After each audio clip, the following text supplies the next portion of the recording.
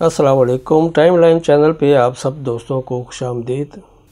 6 جون سن 2001 کو حضرت مولانا عبدالکریم ندیم صاحب مدظلہ العالی خانپور میں بیان فرما رہے ہیں، جس کا موضوع ہے آفتاب نبوت صلی اللہ علیہ وسلم۔ تو آئیے ہم سب سنتے ہیں۔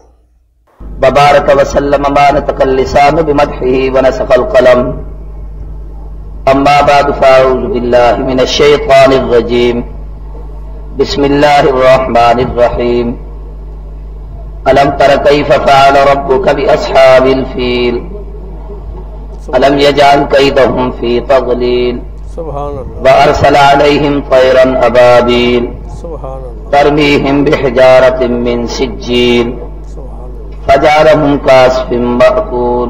سبحان اللہ، قال النبي صلى الله عليه وسلم انما بعثت رحمة مهداة، وقال رسول الله صلى الله عليه وسلم انما بعثت معلما، وقال رسول الله صلى الله عليه وسلم انا سيد ولد آدم ولا فخر لي بلدي يوم القيامة لواء الحمد ولا فخر لي، انا آخر الانبیاء وانتم آخر الامم ومسجدی آخر مساجد الانبیاء، بے شک، او کما قال رسول اللہ صلی اللہ علیہ وسلم۔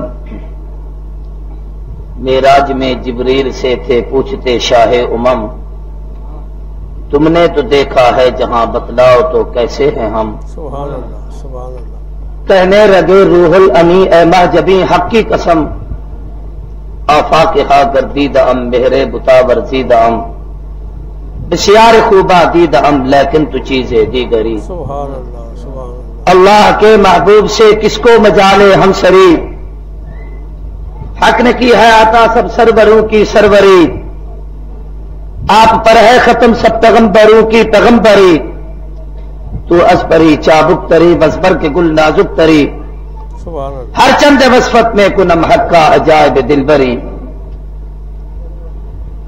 شاہکار دست قدرت ہے جمال مصطفیٰ، سبحان اللہ، صلی اللہ چشم عالم نے نہیں دیکھی مثال مصطفیٰ، صلی اللہ علیہ وسلم، اللہ اللہ عظمت اصحاب آل مصطفیٰ، صلی اللہ علیہ وہ تو بدر مصطفیٰ یہ ہیں ہلال مصطفیٰ، سبحان اللہ، صلی اللہ علیہ وسلم، سر سے لے کر پاؤں تک تنویر ہی تنویر ہے، جیسے منہ سے بولتا قرآن وہ تقریر ہے، حسن مصطفیٰ کو دیکھ کر سوچتی ہے یہ دنیا، وہ مصور کیسا ہوگا جس کی یہ تصویر ہے۔ سبحان اللہ، سبحان اللہ، سب حضرات عقیدت اور محبت کے ساتھ نماز والا درود شریف عبادت کی نیت سے اونچی آواز سے پڑھ لیں۔ اللہ لائق سب تعظیم و تکریم علماء کرام، قابل قدر بزرگوں، دوستوں، بھائیوں، اور اگر میری آواز سن رہی ہیں تو میری اسلامی مائیں بہنیں اور بیٹیاں، ہمارے ضلع رحمہ خان کی معروف ترین دینی درسگاہ جامعہ مدینۃ العلوم فیروزہ، جو ہمارے مختوم شیخ حضرت اقدس فخر السادات سید حامد علی شاہ صاحب نور اللہ مرکزہ کی ایک عظیم علمی تاریخی یادگار ہے، یہ عظیم الشان سالانہ ولادت النبی صلی اللہ علیہ وسلم کانفرنس کے عنوان سے یہ اجتماع حضرت شاہ جی کی زندگی سے ہر سال منعقد ہوتا ہے، اور یہ اللہ کا خصوصی فضل و کرم ہے کہ میں بھی ہر سال کئی سالوں سے مسلسل حاضری دیتا ہوں۔ برادر محترم سید ناصر شاہ صاحب، اللہ تبارک و تعالیٰ ان کے علم و عمر میں صحت میں برکت دے، اور اللہ ان سے والد کے جانشین ہونے کی حیثیت سے اس درسگاہ کی خدمت کا خوب کام لے۔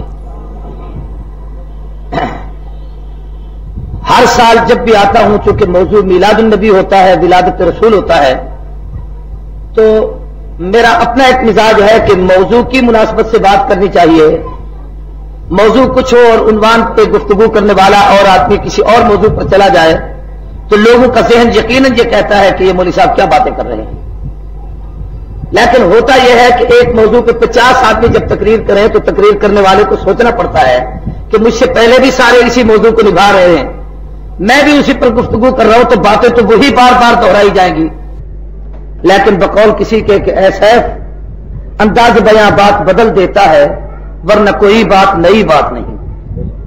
باتیں وہی ہیں جو پچھلے سال بھی آپ نے سنی، اس سے پہلے سال بھی سنی، اس سے پہلے سال بھی سنی، آج بھی صبح سے آپ اپنے علماء مبلغین مقررین سے سنتے چلے آ رہے ہیں۔ قرآن مجید کے آخری پارے کی ایک سورت جس کو سورہ فیل کہتے ہیں، یہ میں نے آپ کے سامنے تلاوت کی ہے میلاد النبی کے حوالے سے۔ ظاہری طور پر آپ یہ سوچیں گے کہ نبی کی ولادت کا اس سورت سے کیا تعلق ہے، اس کا ظاہری کوئی جوڑ سمجھ میں نہیں آتا، کوئی ربط اور تعلق نہیں سمجھ آتا۔ آپ اگر تھوڑی سی توجہ کریں تو میں اپنا موقف اور مسلک بھی آپ کو سمجھاؤں گا اور اس کا ربط بھی آپ کو سمجھا سکتا ہوں۔ جناب نبی کریم صلی اللہ علیہ وسلم کے اعلان نبوت سے پہلے اور اعلان نبوت کے بعد کچھ واقعات ایسے جو خرق عادت خلاف عادت دنیا میں ظاہر ہوئے، اور وہ تمام تر واقعات حضور کی نبوت کی پیشین گوئی تھی، نبوت کی نشانیاں تھیں۔ جو واقعات اعلان نبوت سے پہلے صادر ہوتے رہے، مثلا آقا کی ولادت کے وقت، ولادت سے پہلے، ولادت کے بعد، اعلان نبوت سے پہلے، ان تمام واقعات کو کہتے ہیں ارہاس نبوت۔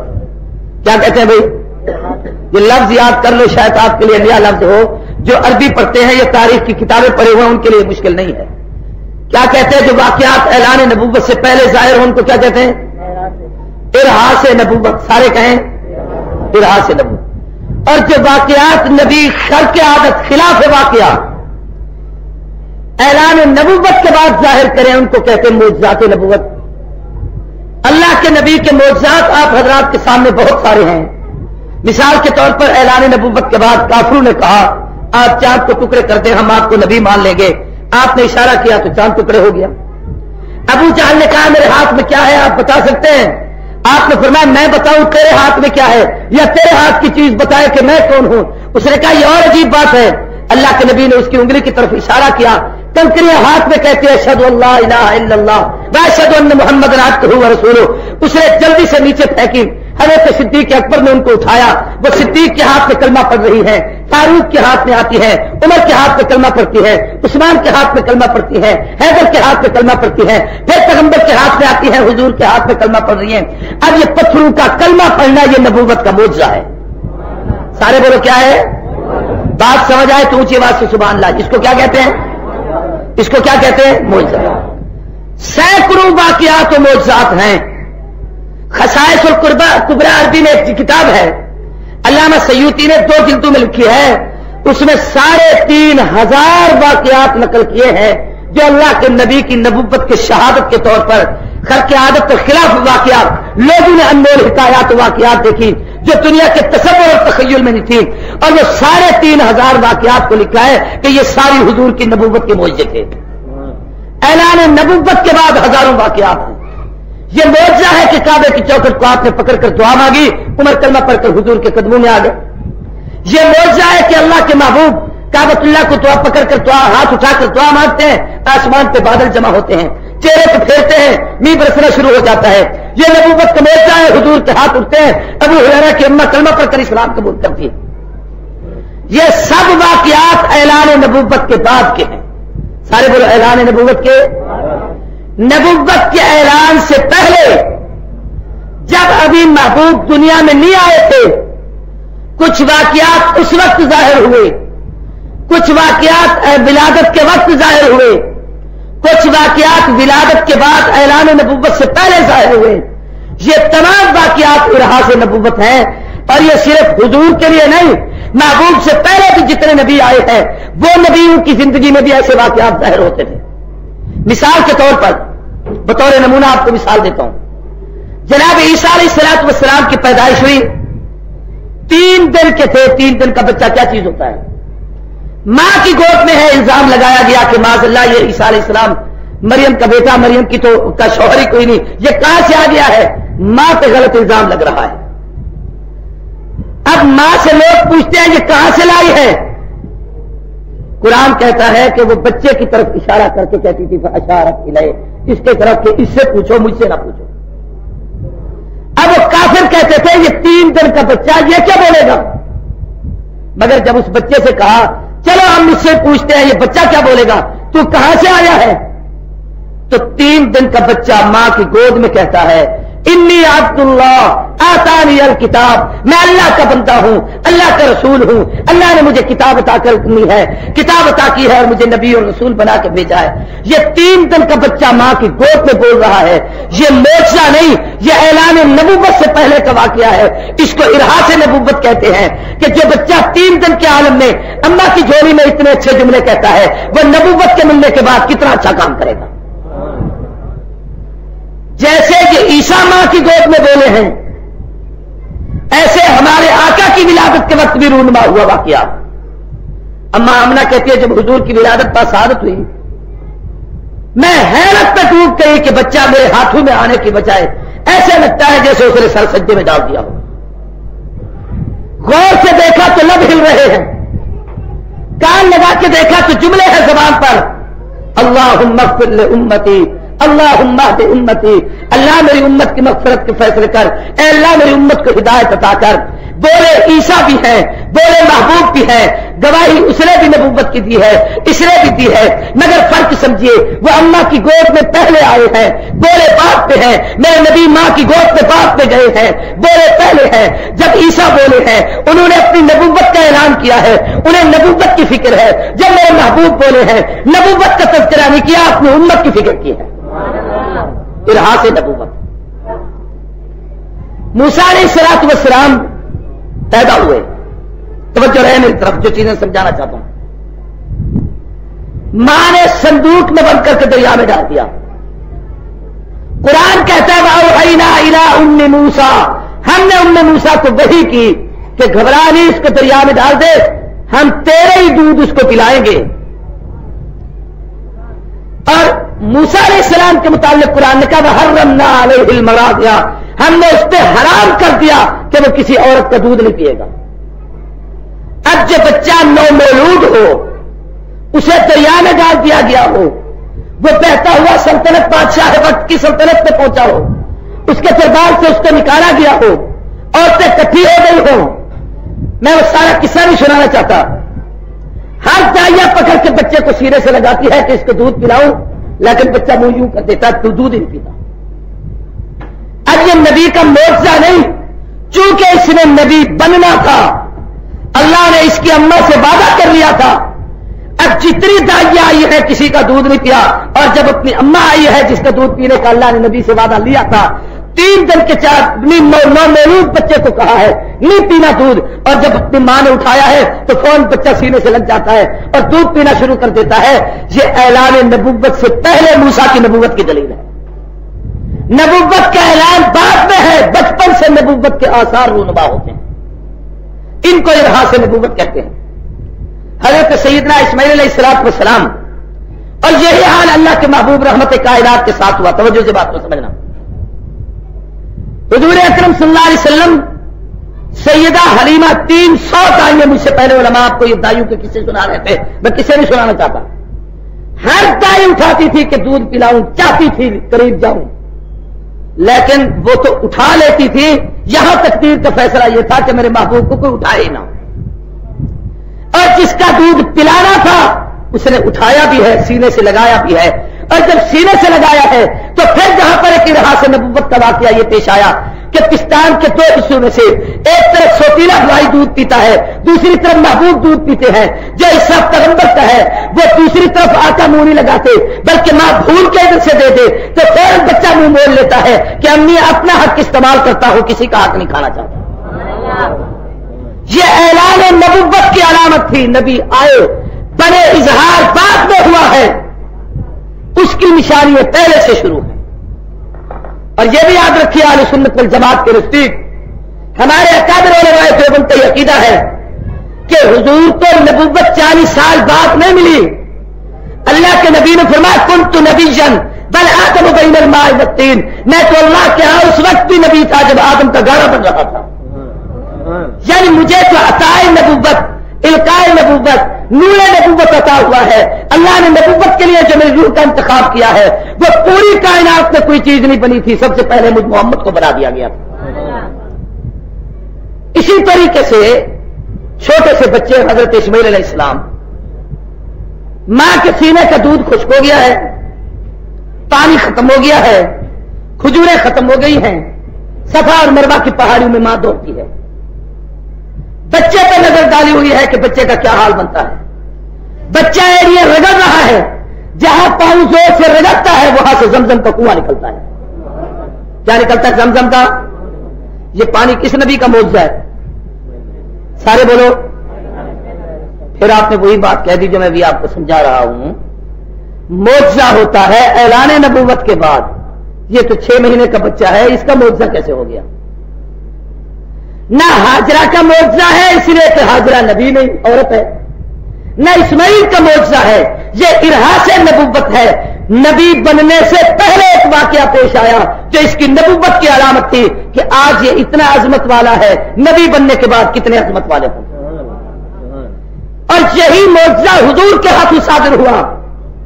रहमत कायनात इमामुल अंबिया सल्लल्लाहु अलैहि वसल्लम इस जमजम के कुएं पर आए हैं, आपने पानी लिया है, नोश फरमाने के बाद फिर उसी जमजम के कुएं में पानी डालकर फरमाया, मेरे उम्मतियों अब ये क़यामत तक कुआं खुश्क नहीं होगा। हालांकि हजरत इस्माइल के जाने के बाद वो कुआं बंद हो गया था, खुश्क हो गया था। हुजूर के दादा अब्दुल मुत्तलिब ने उसकी खुदवाई कराई थी। अब हुजूर ने अपना जूठा मुबारक, लाग मुबारक वाला पानी, अपना बचा हुआ पानी आपने उसके अंदर डालकर फरमाया, अब क़यामत तक जितनी उम्मत इस पानी को पिएगी सब रसूलुल्लाह का जूठा पिएगी।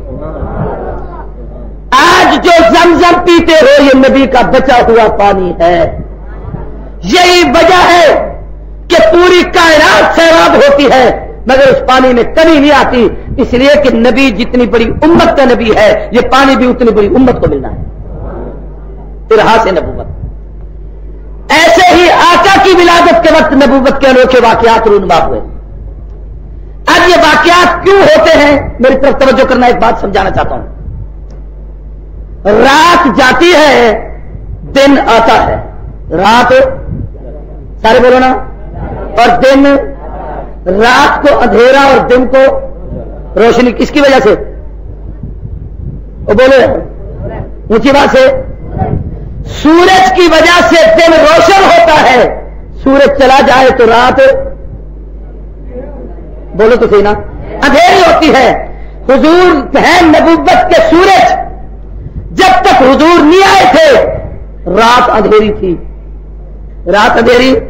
और जब रात हो, अंधेरा हो तो रात को चोर चोरी करते हैं, रात को डाकू डाका मारते हैं, जानी जिना करते हैं, शराबी शराब पीते हैं, हर किस्म की बुराई होती है, मौसम सारी गंदगी होती है।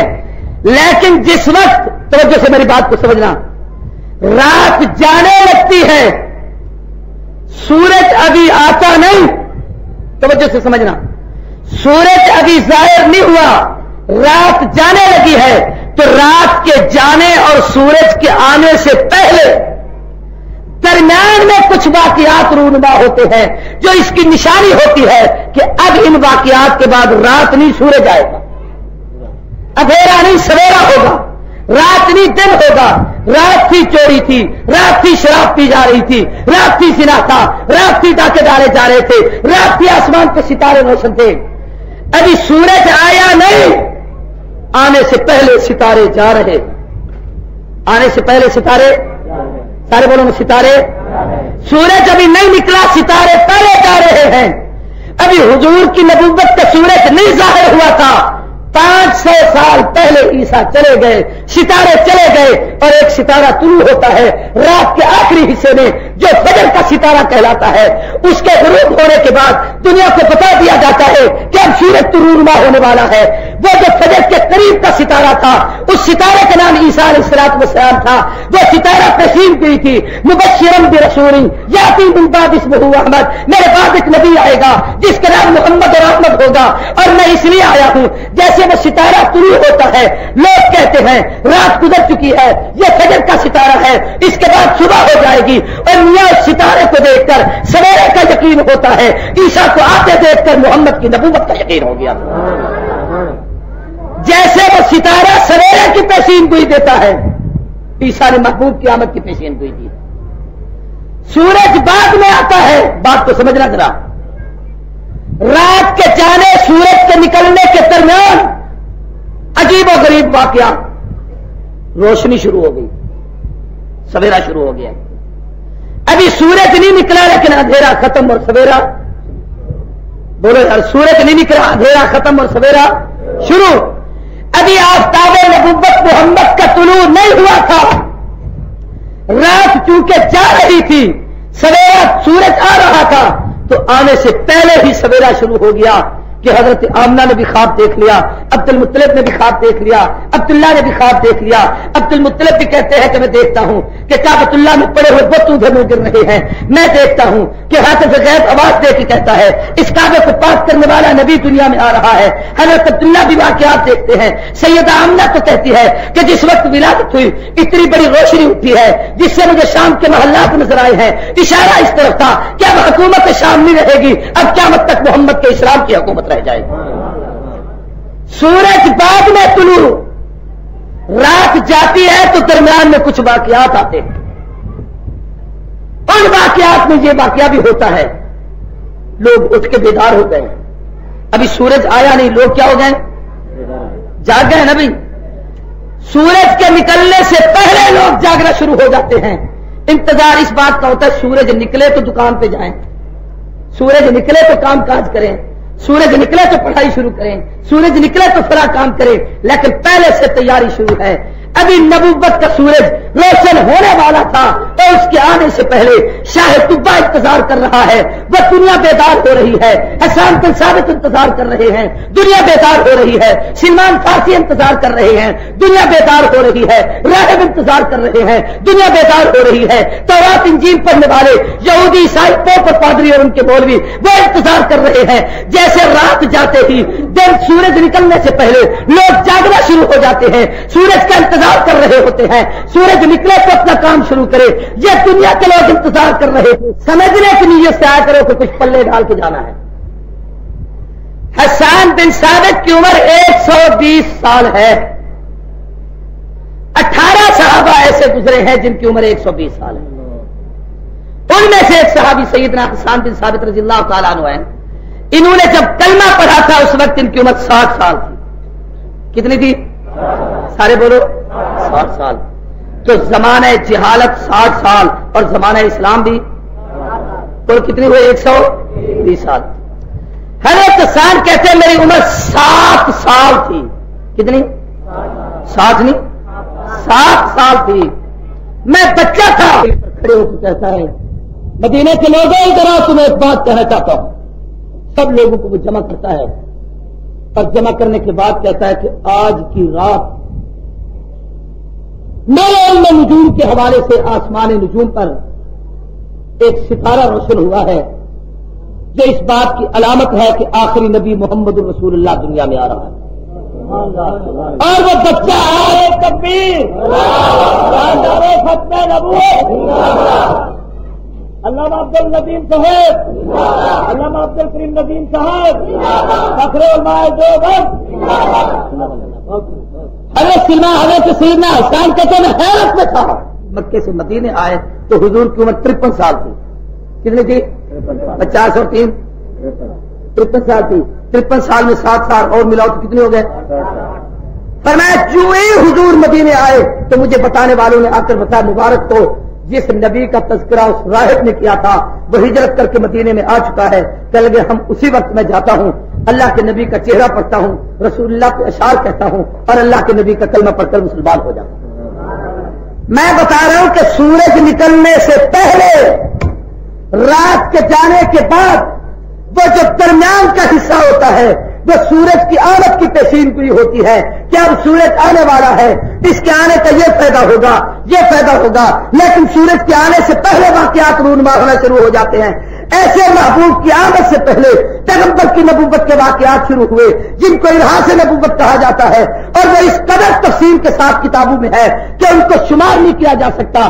تمام سیرت کی کتابوں میں، تمام تاریخ کی کتابوں میں اس انداز سے صحابہ کرام نے دیکھے ہیں، حتیٰ کہ یہود و نصارہ نے دیکھے ہیں، ان کے علماء نے دیکھے ہیں، قریشی نے دیکھے ہیں، اہل مکہ نے دیکھے ہیں. جناب عبداللہ خود کہتے ہیں کہ ایک عورت مجھے آ کے کہتی ہے عبداللہ میں تیرے ساتھ نکاح کرنا چاہتی ہوں. میں نے کہا شرمیلے نگاہ سے سر نیچے کر کے کہا 18 سال کی عمر تھی اس وقت. کہا میں اپنے ابے کی مرضی کے بغیر کوئی کام نہیں کرتا. چلے گئے. کچھ مدت کے بعد وہ عورت پھر ملی. اس نے کہا عبداللہ میں تورات انجیل زبور کی عالمہ ہوں، आसमानी किताबें मेरे सीने में हैं, तूने मुझे आवारी और बाजारी औरत समझा था। याद रख, मैंने एक चमकता हुआ नूर तेरे पेशानी में देखा था, जो नस्लन बाद नस्लन तुम्हारे खानदान में मुंतकिल हो रहा था। ये नूर अब्दुल मुत्तलिब के सीने में भी था, ये नूर हाशिम के सीने में भी था, अब उसके पेशानी में भी था, ये अब्दुल मनाफ की पेशानी में भी था। हमारे बड़े बताते चले आ रहे हैं। मेरी तमन्ना थी मैं एक नबी की मां बनूं, लेकिन आज वो नूर तेरे पेशानी से गायब हो चुका है, वो कशिश और जाज़बियत खत्म हो चुकी है। अब अगर तू मुझे कहेगा भी सही, मैं तुझसे निकाह नहीं करूंगी, इसलिए कि नूर कहीं मुंतकिल हो चुका है। उस वक्त अब्दुल्ला निकाह कर चुके थे, हुजूर अपनी अम्मा आमना के पेट में आ चुके थे। ये कहने के बाद वो औरत कहती है, काश मेरी जिंदगी तो गुजर गई, लेकिन मेरे दिल की हसरत न पूरी हो सकी कि मैं आखिरी नबी की अम्मा न कहला सकूं। ये इराद से नबूवत, ऐलान नबूवत से पहले नबूवत के वाकयात। मैं इन तमाम वाकयात से एक मफहूम आपको और ये समझाना चाहता हूं। ऐलान नबूवत के बाद नबी फरीज़ा नबूवत अदा करता है। ऐलान नबूवत से पहले ये वाकयात उसकी नबूवत की निशानी और अलामत हुआ करते हैं। एक रिवायत में आता है जिस साल हुजूर की विलादत का साबित हुई है, उस साल जितनी औरतों को दुनिया में अमल था, जितनी औरतों को, किसी औरत को बच्ची नहीं पैदा हुई। जितनी औरतों को हमल था, अल्लाह ने सबको बच्चे अता किए। क्या अता किए? बोलो क्यों? अरब में जिहारत का रिवाज था कि बच्चे पैदा हो, बच्ची पैदा होती तो लोग उसको जिंदा दफन करते थे। इधर आका रहमतुल्लिल आलमीन बन रहे थे और नबी की रहमत गामा और कामिला की अजमत के खिलाफ था कि ये रहमत वाला नबी भी आए और किसी की बेटी को जिंदा दरगोर किया जाए। ये बेटी का तकद्दुस के खिलाफ था। अब दुनिया में नबी ने ऐलान नबूवत पैदाइश के बाद तो करना नहीं था, इसका तो किसी को पता नहीं था। अब अल्लाह ने अपनी तकदीर से उस नबी की नबूवत को दुनिया में रोशन करना था, इसलिए अपने सब औरतों को हमल में बच्चे दिए कि किसी के घर बच्ची पैदा नहीं होगी, दफन नहीं होगी। जब दफन नहीं होगी तो मोहम्मद की नबूवत की निशानी बन जाएगी। आका की विलादत हुई, 200 कुंवारी नौजवान साहिब इल्म, तौरात इंजील की आलिमा औरतें चीखे मार के जा बहक हो गई, मौत हो गई। ये तमाम वो औरतें थी जो रसूलुल्लाह सल्लल्लाहु अलैहि वसल्लम के ऐलान नबूवत से पहले, आमद से पहले इस बात की मुतमन्नी थी कि हम आखिरी नबी की मां बने। लेकिन बसत अंदाज यकताई, बगायत शान ज़ेबाई, अली बनकर अमानत आमना की गोद में आई, वो अमानत आमना के हिस्से में आई।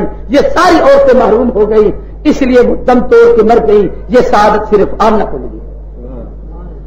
इरहासे नबूवत, नारे तकबीर, नारे रिसालत, नारे सहाबा, हज़रत अल्लामा अब्दुल करीम नदीम साहब, नारे तकबीर। अब ये सूरज तुलू होने से पहले, रात के जाने के बाद, रात खत्म होती है, सूरज निकलता है, इसके दरमियान का वक्त उसको फजर कहते हैं। क्या कहते हैं?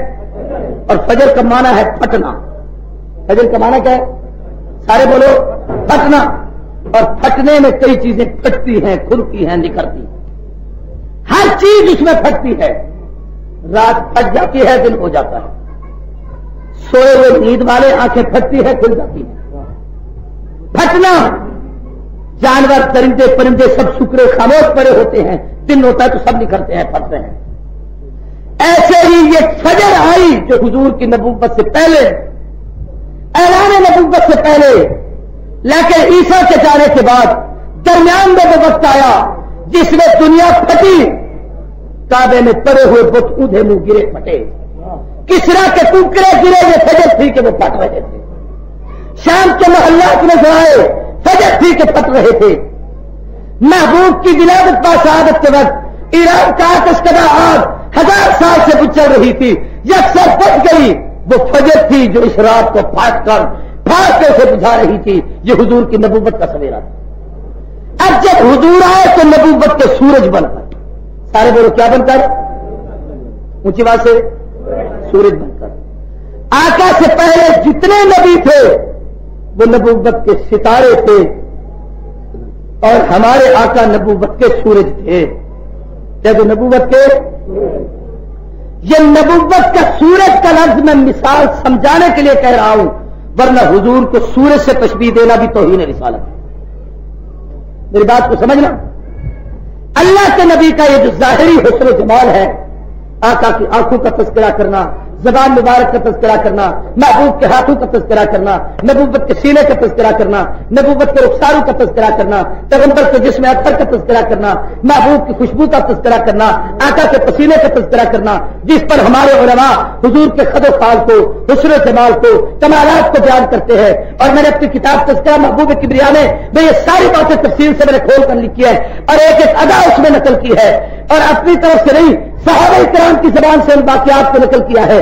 یہ جتنا بھی حضور کا حسن بیان ہو، بات کو سمجھنا، یہ جتنا بھی آقا کا حسن بیان ہو، یہ حسن نبوت صحابہ کا اطراف تو ہے، صحابہ کا تصور تو ہے، صحابہ کا تخیل تو ہے کہ صدیق جتنا نبی کو سمجھ سکا اتنا صدیق نے بتایا، جتنا فاروق سمجھ سکے اتنا فاروق نے بتایا، جتنا عثمان علی سمجھ سکے اتنا عثمان علی نے بتایا، لیکن نبی کی حقیقت تک کوئی نہیں پہنچ سکتا. نہیں سمجھے میری بات پر غور سے. حسن نبوت کی جو حقیقت ہے کہ اللہ نے کتنا حسین بنایا، اس کو کوئی صحابی نہیں پہنچ سکا، یا بنانے والا جانے یا بننے والا جانے، یا اللہ جانتے ہیں یا رسول اللہ جانتے ہیں. صدیق نے جتنا سمجھا ہے اتنا بتایا، فاروق نے جتنا حسن سمجھا ہے اتنا بتایا ہے، حسان نے جتنا حسن سمجھا ہے اتنا بتایا ہے. مثال کے طور پر ایک صحابی کہتا ہے کأنہ قطعۃ من القمر، حضور ایک بات ہے پیشانی ایسے لگتی تھی جیسے چاند کا ٹکڑا. اب چاند کی کیا اوقات ہے میرے نبی کا مقابلہ کرے؟ اب چاند صحابی اپنی حیثیت سے تو تشبیہ دے رہا ہے کہ بھئی ہم چاند کو خوبصورت کہتے ہیں اس لیے میں اتنا بتا سکتا ہوں، لیکن نبی کے حسن کی انتہا نہیں بتا سکتا.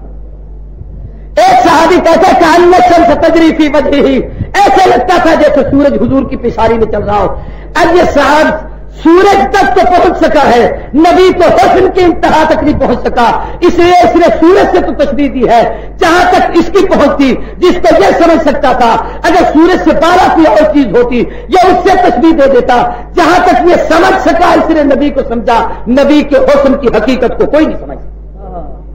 حضور کے حسن کی حقیقت کو کوئی کائنات کو نہیں سمجھ سکا، صرف اللہ ہی سمجھے، کیونکہ وہ خالق ہے. اور اسی کو مولانا قاسم نانوتوی نے کہا تھا رہا جمال پہ تیرے حجاب بشریت، نہ پہچان سکا تجھ کو کوئی بجز ستار.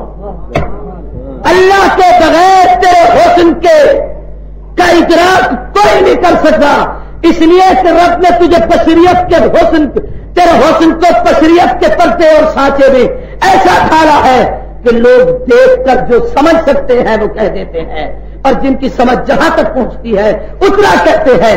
حقیقت میں کتنے ہیں؟ فرمایا نہ پہچان سکا تجھ کو کوئی بجز ستار، اللہ ہی بہتر جانتا ہے محمد کتنے حسین. ایک بات اس پر اور بتاتا ہوں آپ کو بڑی عجیب. نعرہ تکبیر، محمد مصطفیٰ،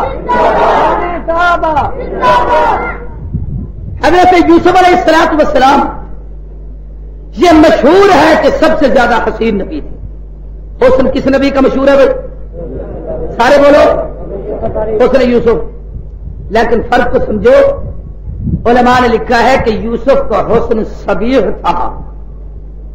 حسن صبیح، صاد با ہاں یا صبیح، حسن صبیح تھا. اور میرے محمد کا حسن حسن ملیح تھا، ملاحت. اب یہ عام آدمی نہیں سمجھ سکتا، یہ علماء بیٹھے ہیں یا جو دینی مدارس کے طالب علم عربی سمجھتے ہو ان کو میں سمجھانے کی کوشش کروں گا. کوشش آپ کر لیں تو آپ کو بھی سمجھ آ جائے گی. صباحت کا معنی ہے مٹھاس، اور ملاحت ملحن اس کا معنی ہے نمکینی. یوسف کے حسن میں صباحت مٹھاس ہے اور میرے محبوب کے حسن میں نمکینی ہے. میری بات سمجھ آ رہی ہے؟ سمجھنے کی کوشش کرنا ذرا.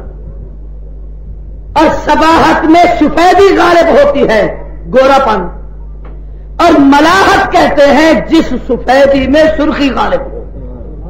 آدمی سفید گورا ہو لیکن اس میں خون اتنا ہو کہ اس کے چہرے سے ایسے لگے جیسے خون باہر نکلتا ہے، اس کو ملاحت کہتے ہیں.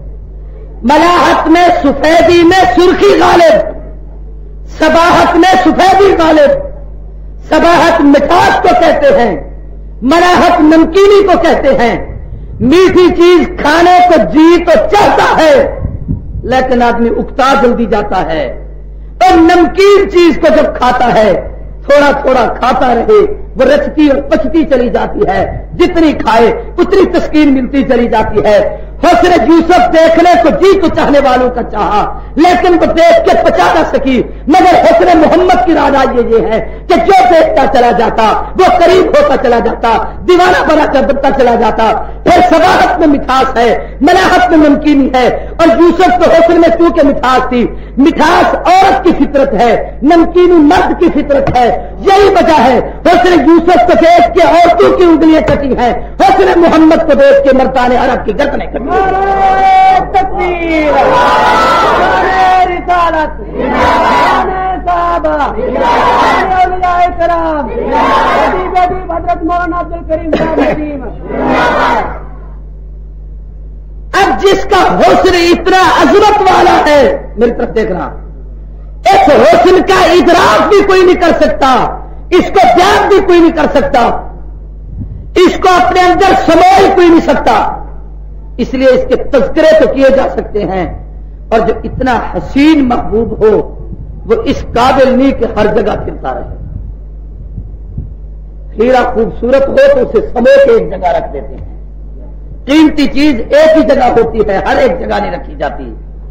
جس محبوب میں حسن اتنا ہے اللہ نے اسے اپنی جگہ پہ رکھا ہے، دنیا کو حکم دیا ہے کہ حسن محمد کو تم کیا پچا سکو گے، اس کے روزے کو دیکھ کر اس کے انوار بھی برداشت کر سکتے ہیں۔ قابل قدر دوستو، اگلی بات سمجھو جو سمجھانا چاہتا ہوں۔ اب میں یہ جو بار بار سورج کی تشبیہ دے رہا ہوں کہ رات گئی دن آیا سورج آیا، سورج سے مشابہت قرآن میں حضور کو دی ہے، لیکن ایک مشابہت میں تبدیلی کر کے سورج کو کہا ہے سراجم بہاجا، اور محبوب کو کہا ہے سراجم منیرا۔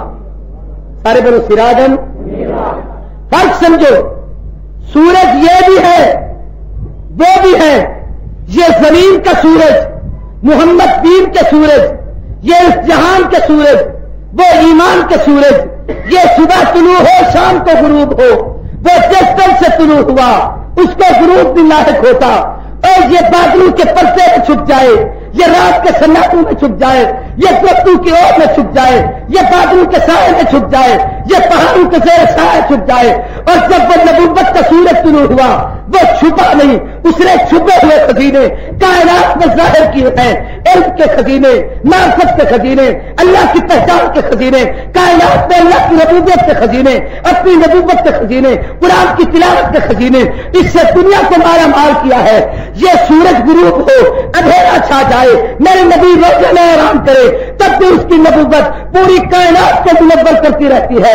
دنیا کے سورج کے قریب جاؤ گرمی لگتی ہے، نبوت کے سورج کے قریب آؤ ٹھنڈک اور نرمی لگتی ہے۔ دنیا کے سورج کے قریب گورا بھی جائے کالا بن جاتا ہے، نبوت کے سورج کے قریب کالا جلیبی آئے نبی چہرے پہ ہاتھ پھیرے چودھری کے چاند سے زیادہ روشن بن جاتا ہے۔ تاجدار ختم نبوت، تاجدار ختم نبوت، شان رسول اکرم صلی اللہ علیہ وسلم، شان صحابہ، شان صحابہ، مولانا عبد الکریم صاحب ندیم۔ دنیا کا سورج سمجھنا خود تو روشن ہے، خود تو روشن، سارے بولو اونچی بات سے ہے، لیکن اس کی روشنی جہاں پڑے اس جگہ کو روشن کرتا ہے، اور جب ہٹ جائے تو وہ جگہ پھر ویران ہو جاتی ہے۔ محمد نبوت کے وہ سورج ہیں جو خود بھی روشن ہیں، اور اپنی روشنی سے سیاہ فاموں کو وہ روشن کیا کہ زمانے کا امام بنایا، تاجر کو صدیق بنایا، قاتل کو عادل بنایا، دولت مند کو ذوالنورین بنایا، کھیلتے بچے کو حیدر قرار بنایا، یمنی کو ابو ہریرہ بنایا، ابن عباس کو قرآن کا مفسر بنایا، کالے بلال کو مسجد نبی کا مؤذن بنا دیا۔ یہ سورج کی کشش ہے۔ پھر اس سورج کو قرآن کہتا ہے سراج بہاج، بہاج کا معنی ہے آگ، گرمی، تپش۔ ایسا سورج جس میں تپش اور گرمی ہے، اور میرے نبی کو کہا سراجم منیرا، ایسا سورج جس میں نور ہی نور ہے۔ سارے بولو یار، جس میں، اونچی بات سے، جس میں نورن علی نور ہے۔ کہہ دو نا نورن، آج آپ کو نور ہی سمجھا دیتا ہوں حضور کا نور کیا ہے۔ سارے ختم نبوت، یہ سورج جو سراج وہاد ہے، آگ اور شعلے بھڑکاتا ہے، اور آگ کی نسبت جہنم سے ہے۔ میرا نبی سراج منیر ہے اور نور کی نسبت جنت سے ہے۔ یہ سورج میرے نبی کے ساتھ مقابلہ کیا کرے گا؟ میرے نبی کے قدموں تلے جنت ہے، یہ جہنم کے آگ کے شعلوں کی نشان۔ اب ذرا بات کو سمجھنا، اس لیے حضور کو کہا سراج منیر، نبوت کے نور والے سورج، تپش والے نہیں، نور والے سورج کے نور سے تسکین ملتی ہے، تپش سے پریشانی ہوتی ہے۔ ایک بات اور سمجھو بڑی عجیب،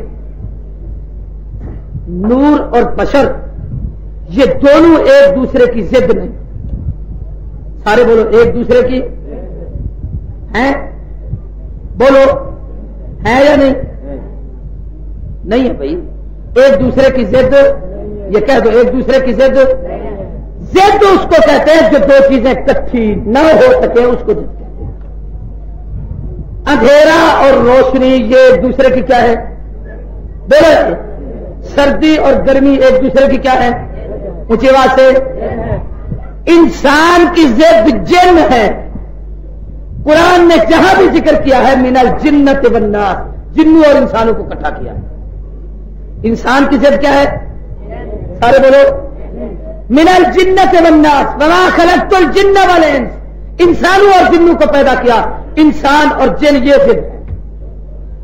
نور کی ضد بشر بھی نہیں، نور کی ضد جن بھی نہیں۔ سمجھنا پڑے لکھے دوستو، تمہیں پاگل ملاؤں نے تمہارا دماغ خراب کیا ہوا ہے۔ نور کی ضد ہے ظلمت، من الظلمات الی النور، اندھیرے سے روشنی کی طرف، روشنی سے اندھیرے کی طرف۔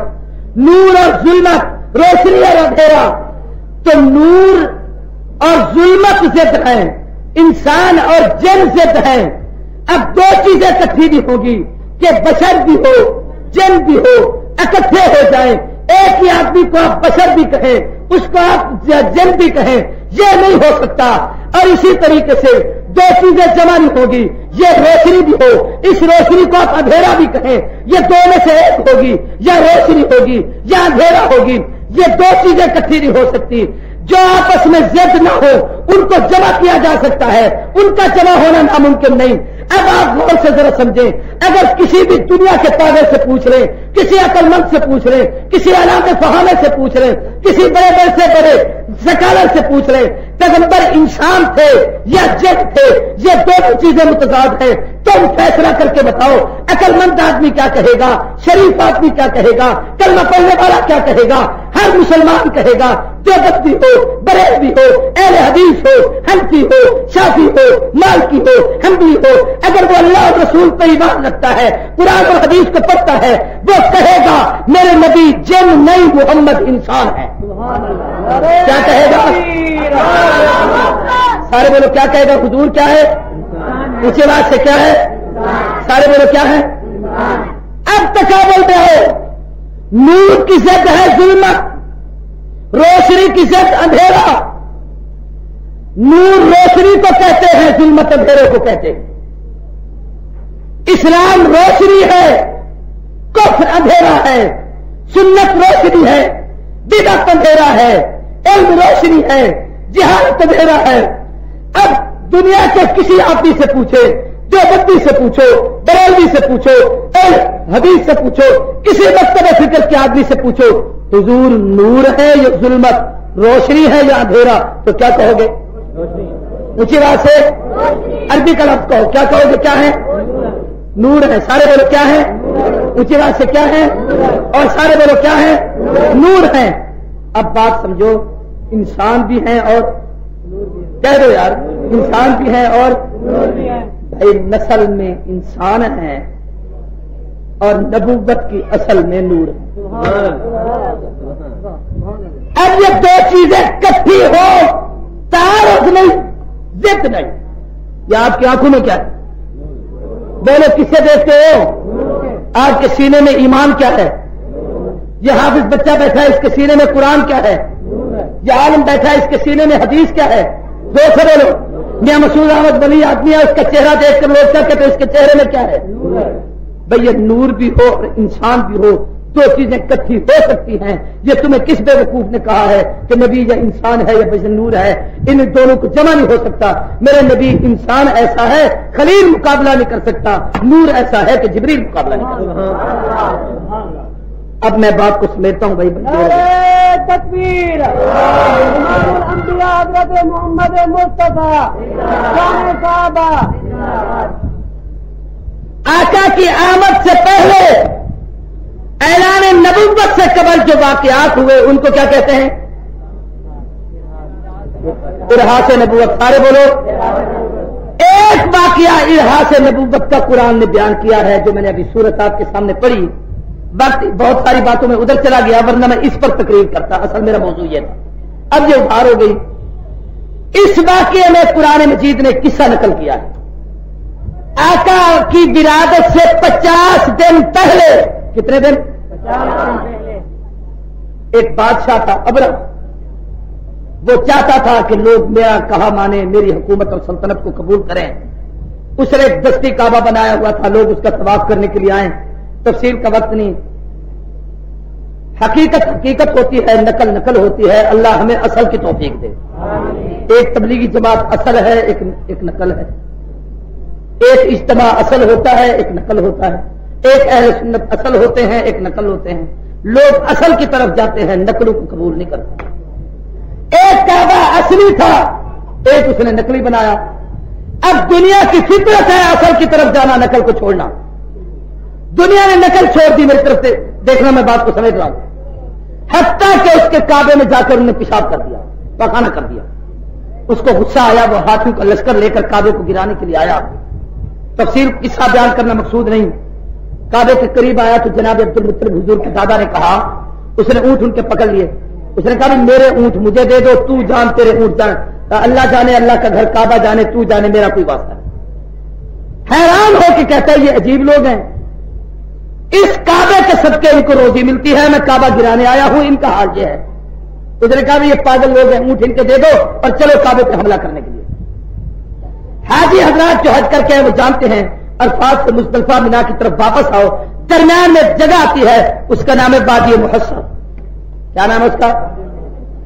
इस वादी के करीब जब वो हाथियों का लश्कर लेकर आया, उसके करीब पहुंचा, अल्लाह ने काबे की हिफाजत का फैसला किया। छोटे छोटे परिंदे अपनी चोंच में, अपने परों में एक एक छोटी सी कंकरियां लेके आए और ऊपर से वो कंकरी नीचे ऐसे फेंकते थे जिस तरीके से कोई मिसाइल, रॉकेट और एटम बम फेंका जा रहा हो, शाहीन और घोड़ी दागा जा रहा हो। जो लगती जिसे कंकरी दूसरी तरफ से पार निकल जाती, उसका सत्यानाश हो जाता। पूरे का पूरा लश्कर बर्बाद हुआ, बादशाह तबाह हो गया। उस पूरे लश्कर में बादशाह का हाथी बचा, जिसमें बादशाह सवार था वो हाथी क्यों बचा? इसलिए कि उसका नाम था महमूद। नहीं समझो यार, उसका नाम क्या था हाथी का? जो लोग जानवरों के नाम रखते हैं ना, कुत्तों के नाम, बिल्लों के नाम, बकरियों के नाम, तो ये अरब में भी ऐसे लोग नाम रखते थे। उसने उस हाथी का नाम महमूद रखा हुआ था। ये काबे की तरफ उसको हाँकता था तो हाथी फिर पीछे चला जाता, फिर मारता, फिर पीछे चला जाता। आखिर गुस्से में आकर उसने कहा नहीं चलता तो ना चल, मैं जा रहा हूं। वो नीचे उतर के खुद आगे चला, उसे कंकरी लगी, वो तो बर्बाद हो गया। हाथी पूरे लश्कर में बचा। क्यों बचा? इसलिए कि नाम था महमूद, और ये महमूद नाम है मेरे मोहम्मद रसूलुल्लाह।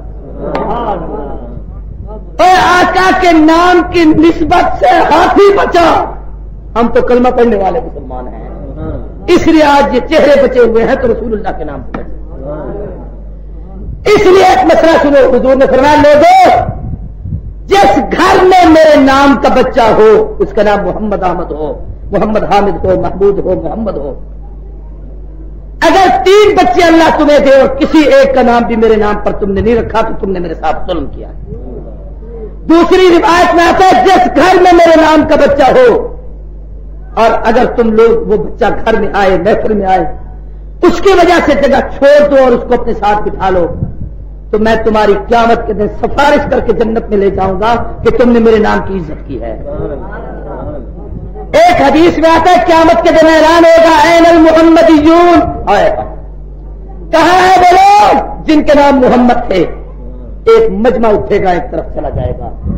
اللہ کہیں گے فرشتے ان سب لوگوں کے نام اعمال لپیٹو، کسی کا نام اعمال نہ کھولو، سب کو جنت پہ بھیجو، اس لیے کہ میں نہیں چاہتا کہ نام کسی کا محمد ہو اور اس کا نام اعمال کھولا جائے اور اس کے نام اعمال میں کوئی سیاہی ہو اور کفر کے سامنے ظاہر ہو کہ نبی کے نام کی نسبت والا ایسا ہے. میں اپنے محبوب کے نام کی لاج سے سب کی مغفرت کا فیصلہ کروں، اس لیے اپنے گھروں میں اس نام کی لاج رکھا کرو اور یہ نام رکھا کرو. قابل قدر دوستو، یہاں ایک مسئلہ جو آپ کو سمجھانا ہے جس پر میں تقریر ختم کر رہا ہوں وہ یہ ہے، جس وقت یہ واقعہ ہوا حضور کی ولادت سے کتنے دن پہلے؟ سارے بولو.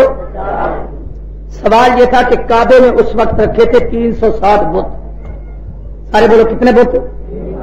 60 بت.